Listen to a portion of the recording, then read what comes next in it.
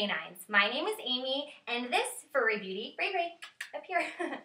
And this gorgeous girl is my dog, Rayless, who is going to be accompanying me today while I take you through step by step on how to make veggie beef stew, which is a featured recipe in my all-new DOGA Lip Smackers cookbook.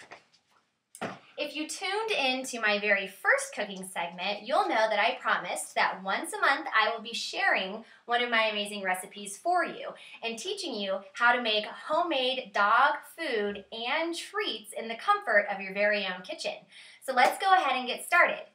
Now, all you're really going to need utensil-wise is a large crock pot and a skillet.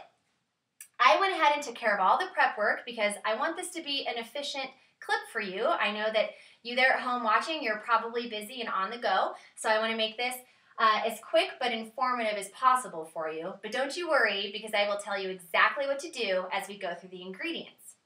Now, my crock pot is not on. It's just kind of sitting here waiting for me at the moment. But to get started, what you're first going to want to do is brown a pound of meat of your choice. Now, this is veggie beef stew. However, I prefer to feed Rayless ground lean turkey meat. So in my skillet, I have already cooked my ground turkey all the way through before adding it to the crock pot. It takes about 10 minutes on medium heat on your stovetop. So once your meat is all nice and cooked and ready to go, make sure it's chopped up finely in nice little dog appropriate pieces. And you're just going to scoop it right into your crock pot. And let's see if my infamous ways can do this without making a ginormous mess. Thankfully, though, as most of you probably experience the same, with having a dog in the household, whatever spills on the floor doesn't stay there for long. So, now that that's out of the way, remember to turn off your stove top. I am guilty of leaving it on, and thankfully I'm still here to tell you about it. All right, so now we've got our meat situated. Again, I'm using ground turkey. Use whatever you're comfortable with meat-wise. Next, what you want to do is we're going to add in some 100% all-natural beef broth. Now, make sure to pay attention to the ingredient list so that you see that it is truly made from beef stock and all-natural ingredients. You want to avoid any weird preservatives and leave that out of your dog's meal today, all right? Now, this is a 14.5-ounce can, which is pretty standard. In here is about 2 cups worth of broth, and you need 1.5 cups for the recipe. So I'm going to eyeball it and pour in about 3/4 of this can. If you want to go ahead and measure it out, again, it is going to be 1.5 cups of your beef broth. Say that 5 times fast, right? You are more than welcome to actually measure it out yourself. I am honestly just trying to save some extra dishes. So, once your beef broth is added to your meat in the crock pot, we are also going to do 1 tablespoon of all-natural tomato paste. This is a nice little kick of vitamin C in addition to being a thickening agent, so we get that real hearty stew feeling. Now, I am going to not get tomato paste all over my hand and use another spoon here. Again, that's 1 tablespoon of all-natural tomato paste. Perfect. Once the tomato paste, beef broth, and meat are all situated in your crock pot together, you're also going to want to add in 2 cups of room temperature water. So let's go ahead and pour that in. All right. So once you've got your liquids in here along with your meat, you want to make sure that you stir it well, mostly for the sake of that tomato paste. You don't want just globs of it in there. You want to make sure that it's nice and blended.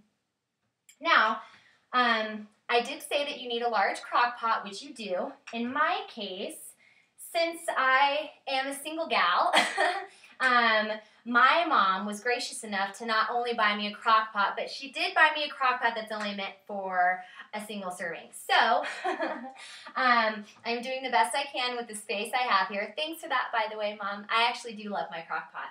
No, but you know, I am making do with the space I have, which is why it's important that you at home do use a larger size so that you don't slosh or spill anything out. Okay, once that is nice and blended, we are going to do just a pinch of salt Now, salt is optional. If you're not comfortable adding salt into the recipe, by all means, leave it out. I highly doubt your puppy dog's gonna notice the difference. Next, what you wanna do is start putting in those nice fresh veggies. So first, you're going to have a small to medium-sized sweet potato. Now, I recommend that you peel the sweet potato, but if you want to leave the skin on, go ahead and just give it a good scrub under some water. Make sure that skin's nice and clean prior to chopping it up and adding it to your stew. You're going to want to cube the sweet potatoes. Now, as you can see here, I've got a decent size, and my cubes are not perfect, but they're close enough. If you don't want to cube the sweet potato, that's totally fine. I highly doubt your dog is going to send the stew back to the kitchen because your sweet potatoes aren't cubed.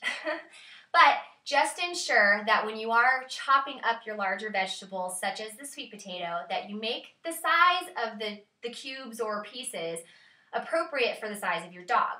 Rayless is an 80-pound German Shepherd. She can handle bigger chunks. I recommend for dogs 25 pounds or under to make sure they're finely chopped. Now, you're going to go ahead and add in that whole sweet potato to your crock pot mixture. And I just want to let you know that everyone knows that there are a ton of health benefits to sweet potatoes for people, but there are also a ton of health benefits for dogs as well. For example, sweet potatoes are really high in fiber, so it's going to help that digestive tract, and they are also really high in amino acids, giving your dog a really nice boost of nutrients there. Next, we are going to have some thinly sliced carrots. So you want to do 2 carrots, and I went on the smaller medium side again. Again, peel them if you would like. If not, just make sure they're nice and washed prior to adding them in. Carrots also house a ton of benefits for dogs. First and foremost, raw carrots can actually act as an agent to help clean your dog's teeth. They're really great for oral hygiene. So keep that in mind. In addition, they can help with night blindness, and they can also help make your dog's skin and coat nice and shiny and healthier. So, carrots are actually one of my dog's favorite treats. I grab those little bag of mini carrots, especially when we're on road trips, and it's a healthy snack for me and for her on the go. So just keep that in mind the next time you're at the grocery store. Now we actually are going to add in some more. So you can go ahead and buy either fresh or frozen peas and green beans. If you buy frozen, which I did, they tend to be a little bit cheaper, plus you can save the extras, of course, in the freezer. But you do want to make sure that you thaw them out and rinse them off prior to adding to your stew. You're going to do 1 cup of green beans and 1 cup of peas. So as you can see in my colander here, they are all nice and thawed out. They've been rinsed off, and the green beans are nice and small. So again, for my dog, I'm going to leave these whole. If you have a smaller dog under 25 pounds, I'd say maybe at least cut them in half just to make sure that your dog can fit them into those cute little mouths of theirs. All right, so let's go ahead and we're going to add in our beautiful green. I mean, this recipe is going to be so chocked full of amazing color. You've got the bright oranges from your sweet potatoes, the greens from the veggies that we're adding in now, your green beans, your peas, and you're going to have bright pops of orange from your carrots. So there are the main ingredients for your stew. Doesn't it look amazing? It looks so tasty. Next, what you want to do, again, just to thicken it up a tad, you want to do 1/3 cup water and 2 tablespoons of unbleached flour. Now for me, I used whole grain oat flour because I know that Rayless, my dog, does not have any wheat or grain allergies. Prior to using a whole wheat or grain flour, please make sure that your dog is not sensitive to grain or wheat. Now, once you have it in your little airtight container, you're just going to give it a nice little shake. Make sure that flour and water are really blended up there. And don't do like I did earlier. I didn't have my lid on earlier when I was running through this recipe and totally got flour water all over my kitchen. But, you know, again, it happens, right? The casualties of the kitchen.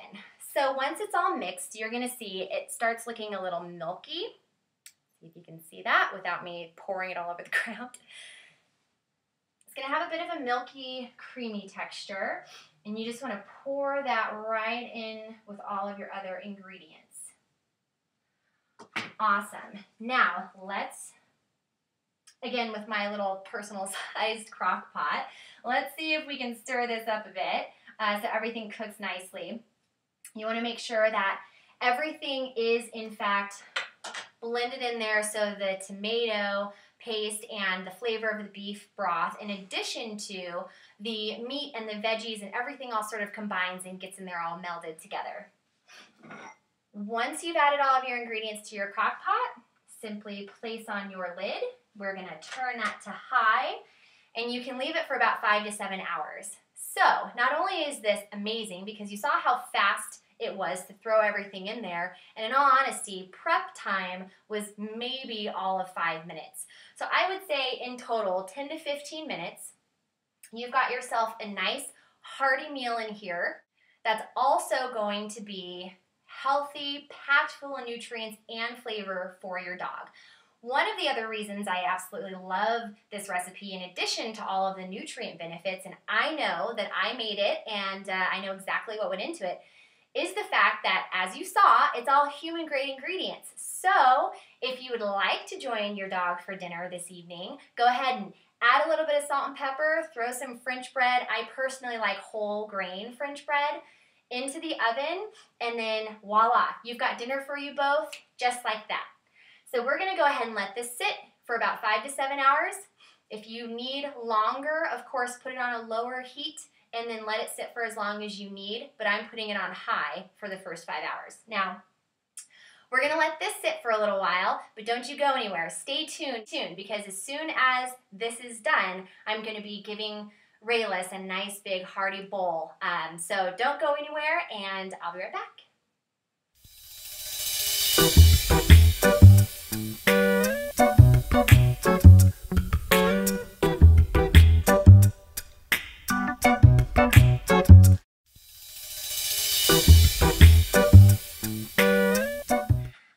Welcome back from our nice little break. Now, as you saw in the little, well, slideshow, I guess you could call it, there is a picture of the actual veggie beef stew recipe. So everything that I've just walked you through today, you can actually go ahead and gather the recipe step by step from that slideshow.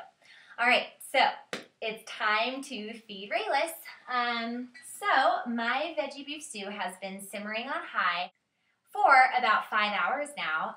The veggies are really nice and tender, and everything's nice and hot, and it's just going to be delicious. I don't know if dogs really know what comfort food is, but I have a feeling that when they eat comfort food that they probably get that same warm, cozy, and lovey feeling that we get. So, with that said, I have decided that I am going to feed Rayless her beautiful stew dinner over by the fireplace. It's snowy and cold and gloomy outside. I'm all bundled up in my sweater, and I figured it was only appropriate that she have dinner also where it's nice and warm, where she can bundle up as well. Okay, this looks awesome. Now, serving size is essentially up to you. I feel about a cup at a time is appropriate for dogs 25 pounds and higher. For larger dogs, of course, she is 80 pounds. I would even give her 2 cups. For now, I'm just going to give her 1. But I have this beautiful crock pot full of stew now that I can feed her over the course of the next few days. If you decide that you want to hold on to your stew, go ahead and freeze it. And then when you're ready to, you can just go ahead and reheat it as needed, which is wonderful. So I'm going to show you this stew. Look at all of those bright, beautiful colors. You've got your sweet potato in there, your peas, your carrots, your turkey meat or beef, whatever you end up using. But it's colorful, and it's going to be delicious for her, I'm sure. So let's head on over to the fireplace and see what Rayless thinks. You all met Rayless when I first introduced her in the beginning of the show, and she's obviously really excited for her stew. Rayless always has to do something for me in order to earn her healthy meal or treat. So today I'm just simply going to have her play dead. All right, ready for this one? You're dead.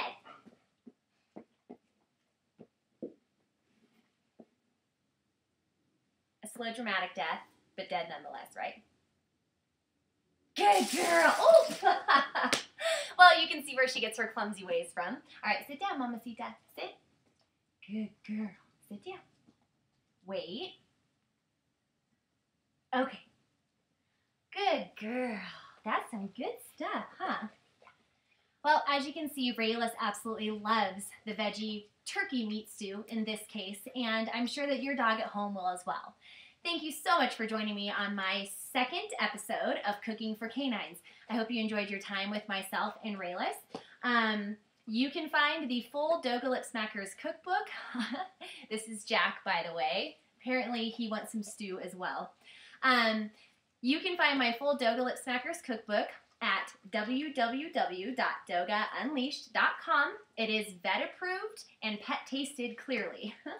So thanks again for joining us on behalf of myself and Rayless and Jack. Please remember to be good to yourself and your pets, and don't forget, sit, speak, yoga. Namaste.